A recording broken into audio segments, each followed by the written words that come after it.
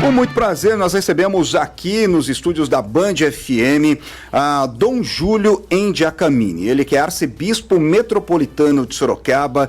Dom Júlio que vem falar um pouquinho sobre uma cartilha que foi produzida, está sendo divulgada pela Igreja Católica e com relação às eleições 2024. Dom Júlio, bem-vindo, prazer sempre receber o senhor aqui no Jornal da Band, principalmente para a gente falar um pouquinho sobre a política. Agora, já vou mandar de bate-pronto. A Igreja Católica divulgou recentemente, então, essa cartilha que traz algumas regras sobre como a comunidade católica deve entender a política e principalmente entender as eleições 2024. É dessa forma mesmo, Dom Júlio? Boa noite, bem-vindo. Boa noite, muito obrigado. Uma saudação a todos aqueles que nos acompanham pela Band FM. Sim, de fato estamos estudando esta cartilha em grupos, né, nas diversas paróquias, grupos de pastorais. É uma cartilha para ajudar as pessoas a participarem de maneira responsável e consciente das eleições municipais 2024. É uma eleição, como o pessoal sempre diz, muito quente, né? Porque se trata de vereadores e de prefeitos. Por isso, a igreja procura ajudar os fiéis, não só os fiéis católicos, mas todos aqueles que desejam também conhecer a cartilha, a terem noções básicas para poderem também fazer escolhas responsáveis. Agora, como é que o clero, qual é o pensamento do clero nesse momento em relação a isso, às eleições, principalmente, por exemplo, abrir o espaço de um templo, de uma igreja, para propaganda ou não, para um candidato se apresentar ou não? Qual é o pensamento da igreja nesse? Não, os padres, o clero, né, os padres e diáconos e o bispo também estão empenhados na formação da consciência cidadã, na orientação para que se possa de fato fazer boas escolhas. Agora, nós não permitimos que sejam feitas propagandas partidárias, propagandas de candidatos no espaço do templo e também no momento das celebrações. Eu tenho orientado os padres que se os candidatos quiserem se apresentar à comunidade, nada impede que eles, num horário distinto das celebrações e também fora do espaço sagrado do templo, que reúna os candidatos, reúna a comunidade. O importante é que as pessoas saibam, né, que vão para um encontro com candidatos políticos. A gente tem que respeitar muito os nossos fiéis, porque se eles vão à missa, eles vão para a missa. Se eles vão para um grupo de oração, eles vão para a oração. Eles não vão lá para escutar propaganda política. Propaganda política tem o seu momento, tem o seu local e tem suas regras. A lei eleitoral proíbe, né, de fazer campanha de candidatos dentro do espaço da igreja e também nos momentos de celebração. Com relação aos padres, aos presbíteros, enfim, eles podem ser candidatos? Não, a igreja permite que haja... o clero não está, ele deve fazer política, mas ele não faz política partidária, não se candidata, né, a cargos políticos, a sindicato e outros cargos que muitas vezes podem trazer divisão para a comunidade. Então nós temos que manter, né, nossa isenção, nossa neutralidade também em relação aos partidos políticos. A política partidária é atribuição, competência dos fiéis leigos. Eles podem, e é bom que eles participem da campanha, da política partidária, né? Que conheçam a ideologia dos partidos, que conheçam os seus programas políticos, suas prioridades, suas bandeiras de luta e se engajem pessoalmente nestes programas. Lógico, sempre inspirados pelo Evangelho, pela doutrina social da Igreja. Dom Júlio, muito boa noite, de Passos. Eu fico muito curioso para saber ali como é que é a aceitação ali, né, dos religiosos, das pessoas que frequentam a igreja, com relação a essa cartilha, como é que eles fazem para acessar, como a igreja incentiva, né, esse conhecimento ali, e assim, desculpa talvez a minha ignorância, é uma cartilha que é inédita, que é a primeira vez que ele fez? Essa cartilha tem anos. Todas as vezes que tem eleições, a igreja sempre prepara uma cartilha de orientação, de formação da consciência política cidadã. Então não é uma política partidária para dizer, olha, vocês votem nesse candidato, votem naquele candidato. A igreja não tem interesse nenhum em formar bancada católica.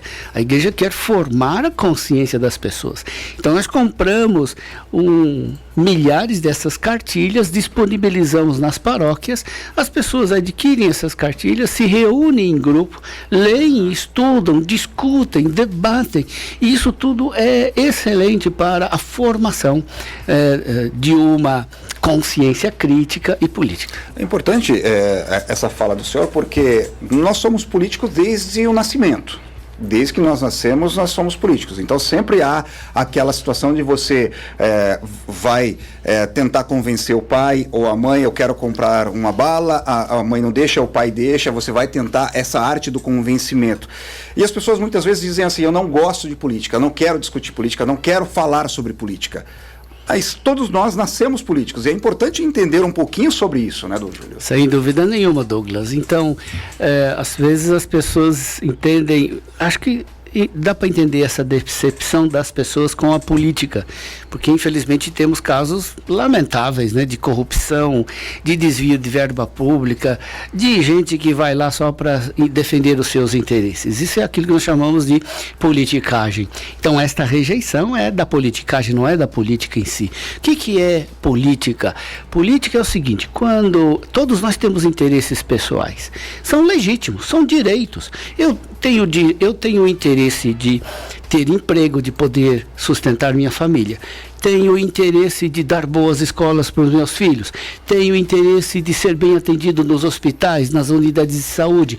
Tenho interesse pessoal de poder andar na rua à noite sem ser molestado. Agora, quando eu começo a me preocupar não só com o meu interesse, que é legítimo, mas começo também a me preocupar que estes direitos sejam também de todos. Eu estou lutando pelo bem comum, estou fazendo boa política. Quando eu deixo de olhar só para os meus interesses, só para mim mesmo, para minha família, para minha classe social, e começo a olhar para o bem de todos, eu estou fazendo política. E a gente precisa disso, porque senão nós não vamos construir um país decente, um país onde a gente possa viver bem, um país em que haja harmonia e paz social.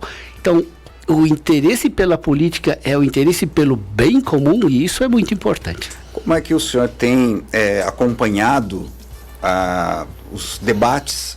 Não sei se o senhor tem acompanhado, mas a discussão política o senhor deve ter acompanhado nos últimos dias. Nós tivemos debates aí do Grupo Bandeirantes com os candidatos a prefeito de São Paulo, e isso tem sido uma prática muito grande, né? Em relação a ataques pessoais e tudo mais. Nós tivemos recentemente também o debate do Grupo Bandeirantes aos candidatos a prefeito de Sorocaba. Como é que o senhor tem sentido esse momento, e principalmente eu falo por conta de polarizações? Tá bom. Acho que é uma questão muito interessante, muito importante. Então, eu tenho acompanhado muito pouco, porque tenho tido muito pouco tempo para acompanhar esses debates que são veiculados.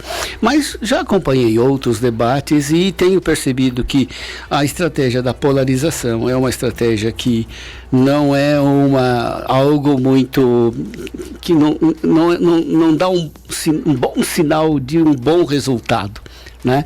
A polarização, o que é? É você tornar o adversário inimigo a ser destruído, né? Não, existe o adversário político. Eu espero que os partidos políticos, os candidatos, debatam e discutam e não escondam suas convicções e defendam suas ideias, e se for necessário critique os outros. Isso faz parte, né, do debate político. Eu acho que a gente debate ideias, a gente não quer destruir as pessoas, mas a gente precisa, exageros, né? A gente precisa, se for necessário criticar as ideias, devemos fazê-lo com toda a verdade e com toda a clareza, né? Agora, destruir a pessoa, eu acho que é uma estratégia que já nos alerta para ver se de fato é esse o candidato que eu vou escolher. Pois é, eu estava dizendo aqui que Na verdade, esses extremos são exageros, né? Que ninguém é afim, ninguém gosta muito desses exageros dentro da política. Eu acho que a gente tem que partir da experiência que nós já tivemos. Gente que rompeu com amigos, com familiares, com pessoas da própria comunidade cristã, por causa de polarização. Exato. Né? Se você quer repetir esta experiência, então você já sabe o que você tem que fazer. Eu não quero mais repetir esta experiência. Eu acho que essa experiência foi muito ruim, muito negativa, de inserir, né, na comunidade, na família e nas relações de amizades esta polarização que acabou destruindo as relações. Né? Eu me lembro, né, já há um bom tempo atrás, né, ainda não foi nessa eleição, algumas eleições atrás, quando terminou a eleição, teve família que fez churrasco de reconciliação. Olha aí. Nas eleições passadas já nem teve mais churrasco de reconciliação. Então o que está acontecendo não é só que nós estamos construindo muro, nós estamos cavando trincheira. E isto é muito perigoso e isto é uma estratégia que não é boa. E para isso entra aí o papel justamente da igreja, né? Que vem com esse ponto de fazer o fiel ali pensar a respeito de política, claro, mas de uma forma saudável, porque afinal de contas a igreja tem esse papel social também de unir as pessoas, né? Nós queremos que os eleitores deixem de ser passivos. Nós somos bombardeados por informações, por fake news, por deepfakes, somos bombardeados por propagandas, propostas de todo tipo, e a gente acaba às vezes passando isso para os outros. O que a gente precisa é nós conscientemente irmos buscar as informações sobre os candidatos, sobre seus programas políticos, sobre o partido político, sobre suas ideias, suas diretrizes, suas prioridades, suas políticas. Então a gente precisa deixar de ser passivo, de sermos bombardeados e também manipulados, né, por estratégias que não são positivas, e a gente mesmo buscar as informações e buscar também os conceitos, né, que são necessários para a gente entender o que é o debate político, qual é a competência dos vereadores, o que deve fazer um prefeito. Se um candidato começa a prometer coisa que um prefeito não pode fazer, que é o governador que vai fazer, ou o presidente, a gente fala, ou esse cara está mal informado, ou ele está tentando nos enganar. Não, o prefeito tem tarefas próprias, concretas. O vereador tem tarefas próprias, concretas. E a gente precisa ir atrás disso, para a gente não sermos levados pelo discurso entusiasmado de alguns, né, ou por falsas informações. A gente precisa deixar a passividade e nos engajar responsavelmente, conscientemente no debate político. Ô, Júlio, sempre um prazer receber o senhor aqui na Band FM. Já fica o convite para a gente poder ter um outro bate-papo. Nosso tempo está realmente super esgotado. Queria agradecer demais a sua presença aqui e, obviamente, esclarecedora, principalmente para a gente conhecer um pouquinho mais dessa questão da cartilha. Quando ouve-se falar numa cartilha, fala, é uma cartilha, mas por que disso? E agora o senhor explicou um pouco mais, deu para entender. Obrigado mais uma vez. E já vou reforçar o convite para o seu João, que está acompanhando o senhor aqui da assessoria. Vamos marcar para o Dom Júlio voltar aqui, a gente voltar a bater um papo novamente sobre política e sobre outras questões da nossa cidade. Me coloco à disposição, é sempre uma alegria poder me dirigir aos ouvintes, a vocês, e discutir as ideias. Acho que o importante é isto. Maravilha. Dom Júlio Endiacamini, arcebispo metropolitano aqui da cidade de Sorocaba.